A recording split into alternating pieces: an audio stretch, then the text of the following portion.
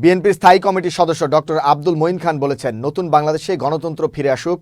মানুষের যে অধিকার, সে অধিকারের চেয়ে বড় পৃথিবীতে কিছু নেই। বৃহস্পতিবার সন্ধ্যায় নরসিংদী বড়বাজার বণিক সমিতি আয়োজিত ইফতার মাহফিলে প্রধান অতিথির বক্তব্যে এসব কথা বলেন তিনি। এ সময় নরসিংদী বাজার বণিক সমিতির সভাপতি বাবুল সরকারের সভাপতিত্বে উপস্থিত ছিলেন নরসিংদী আন্তজেলা সড়ক পরিবহন মালিক সমিতির সভাপতি সারোয়ার হোসেন মৃধা, জেলা তাঁতি দলের সভাপতি মোহাম্মদ হুমায়ুন কবির কামাল, মেহেরপাড়া ইউনিয়ন বিএনপির সাধারণ সম্পাদক মনির হোসেন সহ অনেকে। আমরা চাই যে বাংলাদেশ, নতুন যে বাংলাদেশ, যে ছাত্র জনতা তাদের জীবনের রক্তের বিনিময়ে সৃষ্টি করেছে, সেই নতুন বাংলাদেশে গণতন্ত্র ফিরে আসুক।